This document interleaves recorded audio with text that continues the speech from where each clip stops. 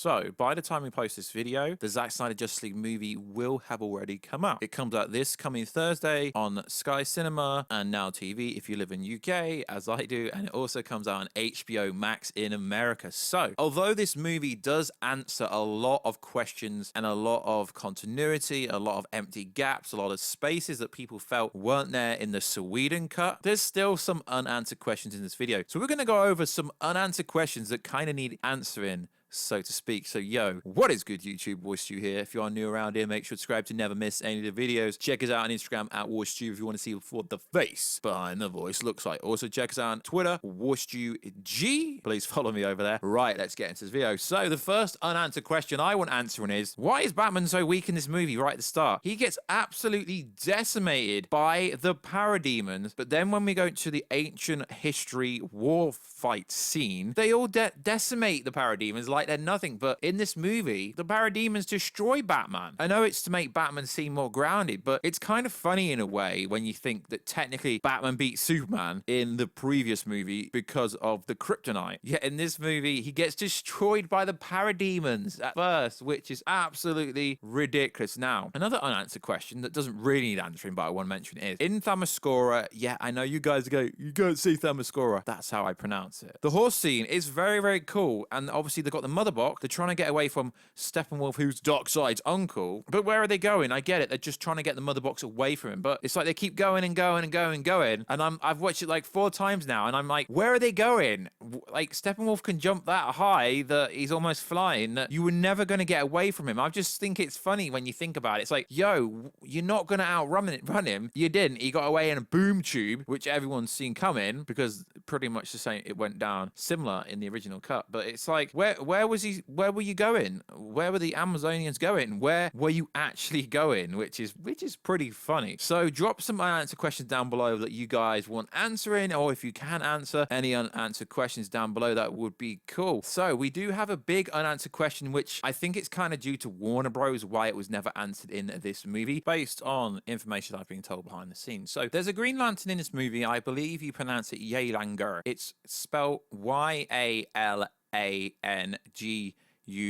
Yalanger. It's a big part of the mythology background of the fight scene that we see from years and years and years ago. So they decide to call Darkseid in this scene and not Uax. You're still going to say I pronounced it wrong. Oh well. So in this fight scene, Yalanger gets destroyed by Darkseid, or let's just call him a younger Darkseid. And it gets to the point where he tries to catch the ring and then the ring disappears. But in present day, there is no Green Lantern at all. Now, as we know, currently they are saying there isn't a Justice League 2 and 3, but this is all part of the marketing plan by Snyder for sure. Now, from what I was told behind the scenes, there was actually supposed to be Hal Jordan Green Lantern in this movie for sure, but it got cut still. And no, it wasn't Ryan Reynolds. I know there's a lot of alleged Ryan Reynolds was supposed to be in it because there's been the back and forth on Twitter. That is Zack and Ryan Reynolds just playing ball. It was never going to be. The Hal Jordan of this movie was never going to be Ryan Reynolds. It's just interesting because this is unanswered. Now, from what we understand, it was cut again due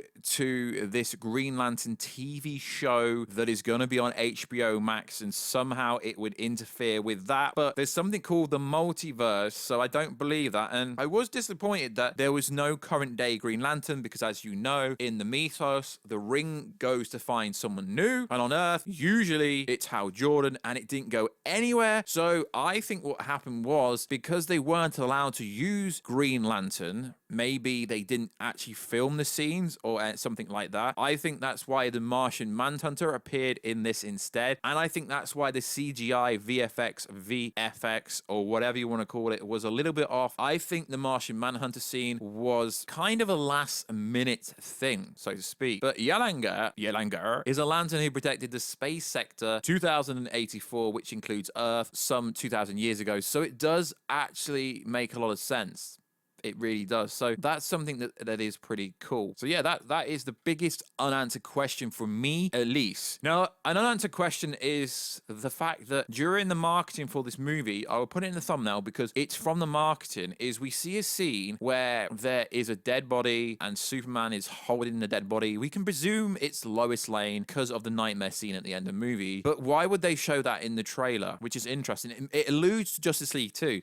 Everything is set up for Justice League 2. It really is. So, and then you obviously, after the scene, I'll play the trailer now whilst I'm talking about it, is you see Darkseid's hand on Superman's shoulder, and then there's a line in the nightmare scene where Joker says, because you let her die, meaning Lois. Then obviously Superman obviously went crazy and obliterated everyone, and then Darkseid took over and the anti-life equation and all this good stuff. But even if we do get Justice League 2, there's gonna have to be an in-between scene. They're not gonna skip straight from the end of the Snyder Cut, Zack Snyder's Justice League, to this nightmare scene without how did we actually get there. We will need to see the death of Lois Lane. That is why BVF is so important when Ezra Miller runs back in time and says Lois is the key, because if Lois dies, Superman will succumb to Darkseid. So it's a very interesting part, to be honest. And also the ending bit, I don't believe if we get Justice League 2 that it'll play out like that, because pretty much in this scene, we get Mira saying she wants to kill him for what he did to Arthur, but it won't play out like that, because in that scene, even though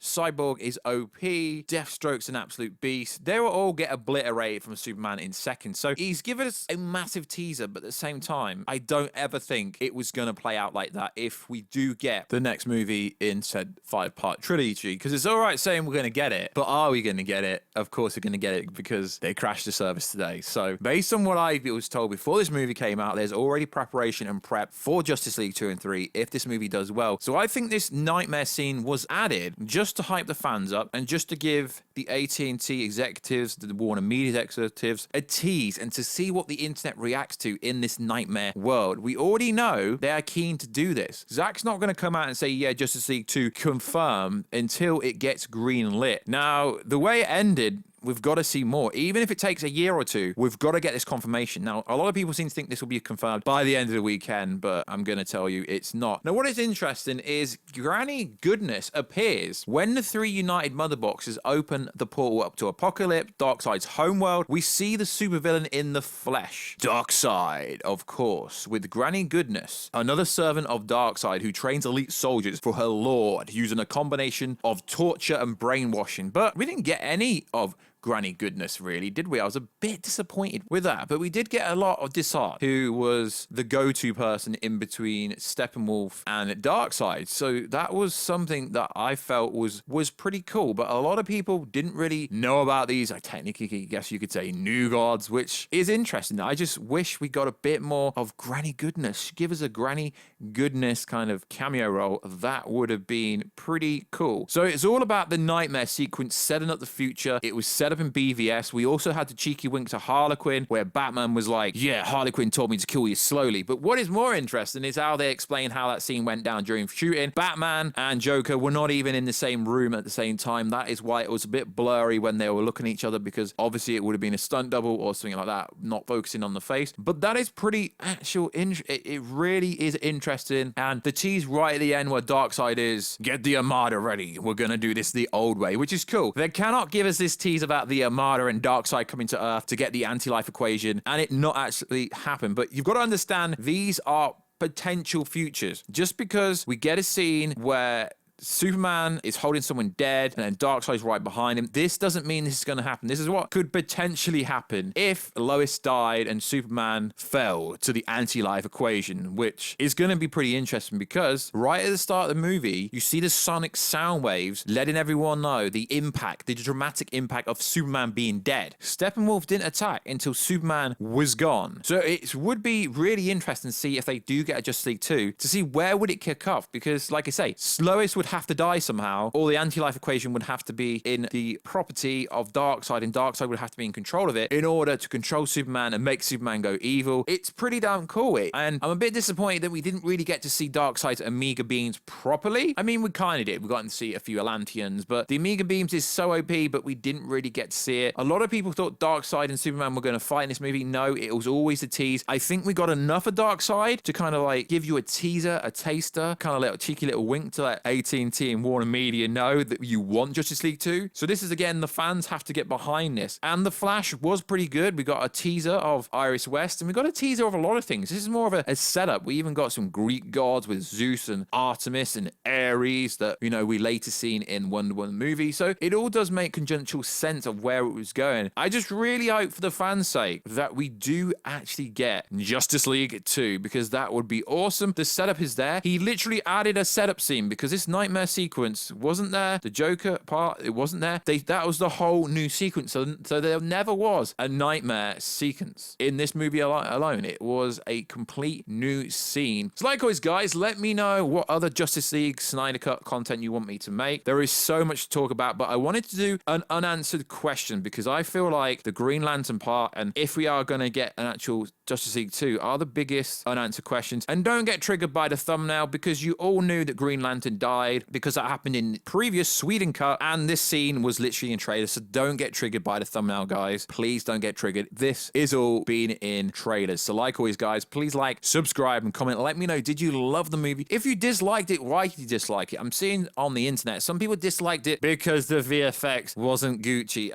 Okay, that's like saying a video game, I'm gonna discredit the whole video game because the graphics suck. Nah, it's not really a fair criticism. So like always, guys, please like, subscribe, and comment. Check us out on Twitter, WarStewG, Instagram @WarStew, and I will catch you in another video very soon. Catch y'all later.